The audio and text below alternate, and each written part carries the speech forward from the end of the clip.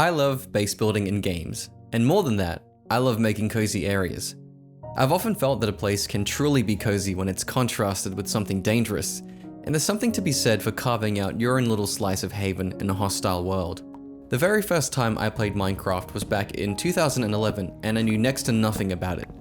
So, you'd imagine my surprise when night rolled around after my first day, and all of a sudden spiders and zombies and skeletons appeared out of nowhere. And then, wait, what's this weird green thing? It's funny mentioning it now, but at the time, night felt so dangerous, and so that first play session was focused on carving a small house inside a cliff, just trying to survive. But as I learned the mechanics and grew more comfortable with the game, I eventually made a small cobblestone fort in town, and it was such a fun project to work on every time I logged on. I read online that mobs tend to spawn in the dark, and using that information, the torch became my new best friend.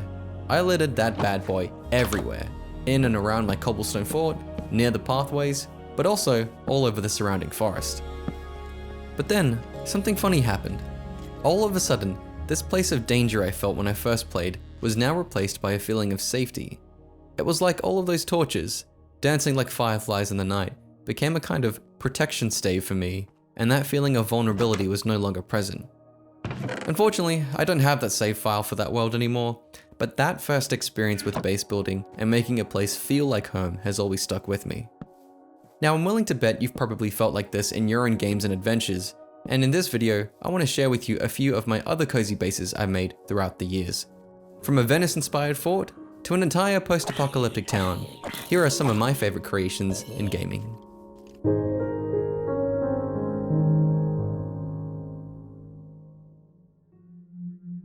Years after I had played Minecraft, The Forest was another such game that made me feel vulnerable and out of my depth. At the start of the game, you crash land on this island, and your son Timmy is taken by this cannibal, where it becomes your mission to find him and survive. I was a little on edge during the day as I walked around, gathering resources and learning how to play, but I felt like I was being watched. And as soon as night hit, the entire gameplay experience changed. Even more so in the forest, because when night rolls around, enemies don't just spawn around you and attack as you get close, like in Minecraft. No, in the forest, the cannibals that inhabit the island actively look for you.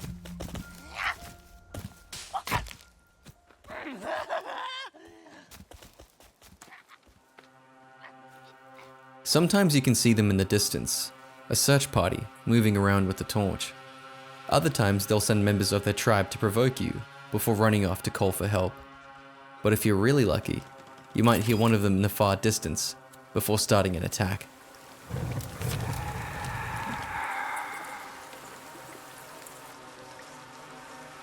It's entirely creepy, and I love it. So just like Minecraft, I wanted to conquer this game.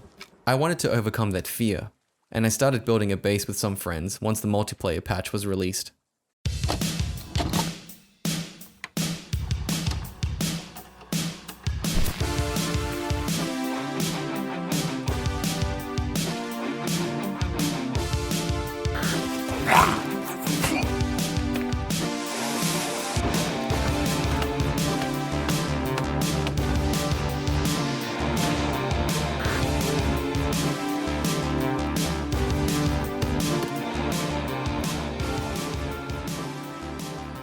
And so after many hours and various play sessions with friends who came along and helped during the process, we have our base that stretches down from the forest and into the beach. Now the base initially started right here where this tree house was our first priority. My thought process was I figured that claiming the high ground would give us an advantage in the early game. And so we built everything else around it from this initial point. Over time, we expanded outward, adding a wall as a first line of defense against the mutants, but then a second to hammer the point home. Soon after, we realized that the beach had a ton of resources and luggages scattered around from the earlier plane crash, and after a period of time, they would actually respawn so we could go and get them all over again. We then built this handy zipline that would take us from the top of our base all the way down into the beach, and we sectioned the rest of this area off and got to building. To connect the two bases together, we added this bridge here to form a kind of mega base, and then over time we began to add more and more structures to fill in everything else.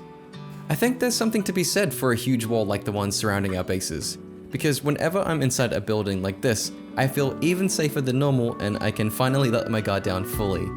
It's almost as if knowing you're protected by 2 layers of defense, and it all adds to that feeling of coziness. So this building here is our main living quarters, and then on the bottom floor there's kind of a chill lounge area down here with a fireplace and dining table, and upstairs is where we all sleep with a view that goes out to the ocean. On top of this building is actually one of my favorite spots in the base. It's a small archery practice area to sharpen those skills, and I liked it so much I actually added it underneath our armory too. The armory itself is directly opposite of our living quarters, and a staircase snakes all the way up to get to it. Inside it's pretty self-explanatory, we just have a bunch of weapons and resources stocked up for whenever we get attacked. Now, the more that we built, the more resources we needed, and the fewer trees covered the land surrounding us. This ended up working in our favor too, because now we could see the cannibals as they ran towards us, so we responded by littering the surrounding area with traps. Though, even that eventually proved a hassle because each morning we'd have to go through and reset all of them, which kind of reminded me of I Am Legend, where small-time YouTuber Will Smith does the exact same thing. Yeah. To give you an idea of just how much of the forest we cleared, here are some before and after shots.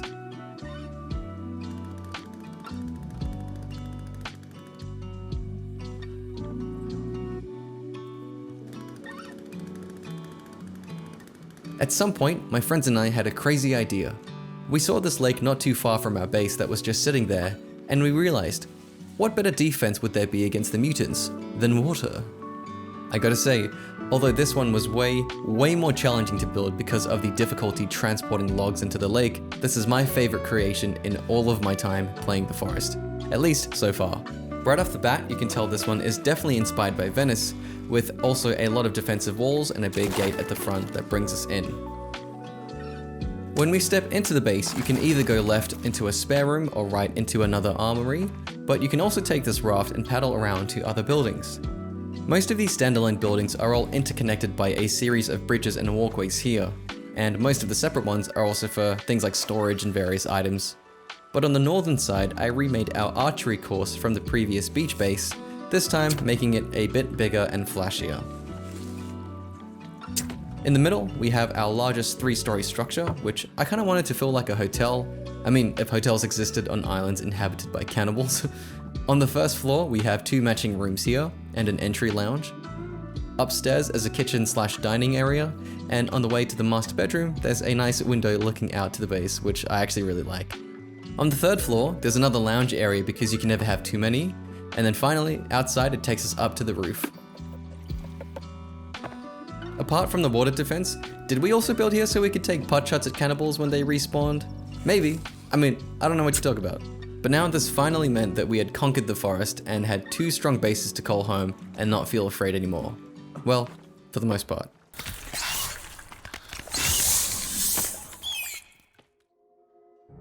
Out of the 246 hours I have in Fallout 4, I can probably estimate that about 100 of them are just base building. It is without a doubt my favorite addition to the series, and much like the other games, I love that feeling of returning home after a couple of quests and sorting out your gear and resources in a place that you created. Despite all of the mutants, death claws, and general nastiness that comes with living in a post-apocalypse, I still find there to be beauty. One of my favorite locations in Fallout 4 is Diamond City. I've always thought that it was cozy to begin with its huge, reinforced walls surrounding you as you walk in. With that being said, I wanted to carry over those vibes into one of my smaller scale projects, which was turning home plate from this half broken down shack into an actual cozy home. Since I play in PC, I decided to install a whole bunch of extra mods to give myself just that little bit of freedom and new objects to place when building. So if you're curious, I've listed a few of them in the description below. My home plate in particular was inspired a lot by lo-fi music and aesthetics, and I put some thought into the lighting for this entry lounge. I wanted it to feel a little bit more dim and intimate, and in the kitchen, I managed to recreate this palette light thing that I painted in one of my illustrations named Checking In. I was aiming for a loft/studio apartment kind of feeling, and I didn't really do anything major to the structure that was already here, but I really liked this upstairs area, which ended up being the bed and study, just ignore the bedside table. But what I think ties the entire place together is this giant red curtain here. Further upstairs is where the bathroom is, and up until now I've actually not thought about where the plumbing goes, so let's just move on. Back downstairs there's a kind of studio here with canvas and paints, and directly next to it is this cute reading nook I made with an ivy wall. I definitely think the use of lanterns and orange lights helps to tie everything into the first area, which is great because then it contrasts well with the other half of home plate. Now, since I'm role-playing a detective in this save file, I set up my base of operations to work from with the main desk here and then just some general detective things strewn about. You'll also notice that small bar and a nice suit of power armor to finish it all off. However, by far, my biggest and baddest project was converting Sanctuary Hills into a thriving small town.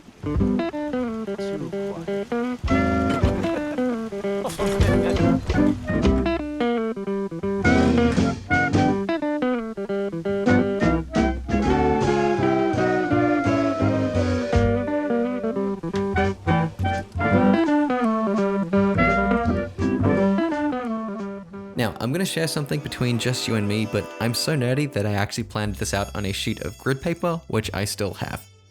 It's kind of fun having that extra layer of planning and having a goal to strive towards. It does kind of remind me of painting in that regard, or at least other creative processes. I really wanted this place to feel real and practical, as if it could actually exist in Fallout 4.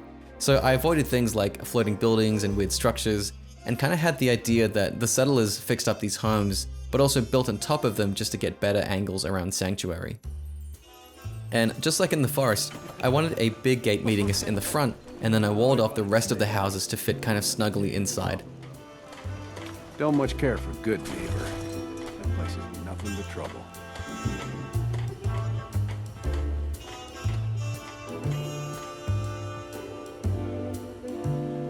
I have so much data on the world before the atom bombs. I fear I may have to delete some of it to store my new observations. When I started building in Sanctuary, I began with this middle building here, which I modeled partly on my living room. I always found movie nights pretty chill and cozy, and this area would go on to set the scene for the rest of the buildings to follow. Afterwards, I began to build upwards, which led to this structure here and this bridge connecting the two homes together. I knew that I wanted a huge landmark in the town, so this giant windmill took the cake and sat on top, acting as one of the main power sources. Apart from the refurbished homes, there's also a bar, warehouse, and workshop that surround the central tree. The workshop is pretty significant because it was my first attempt at building on top of the existing houses, and I wasn't entirely sure how to structure things. But soon after, I realized it could wrap around in a circular fashion before going upstairs to the roof with a pretty nice view of the rest of Sanctuary Hills.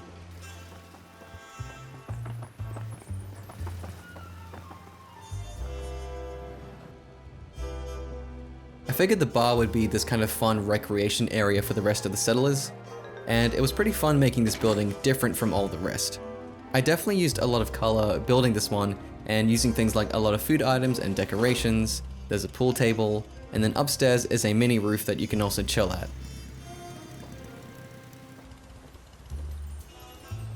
Now, since my character is also allied with the Brotherhood of Steel, I wanted to make a building that would reflect that allegiance.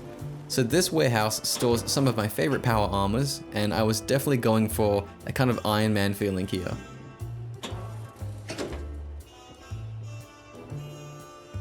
Upstairs resembles more of a barracks type situation, with the flags and beds and weapons all around the place, and I actually think this is one of my favorite spots in all of Sanctuary.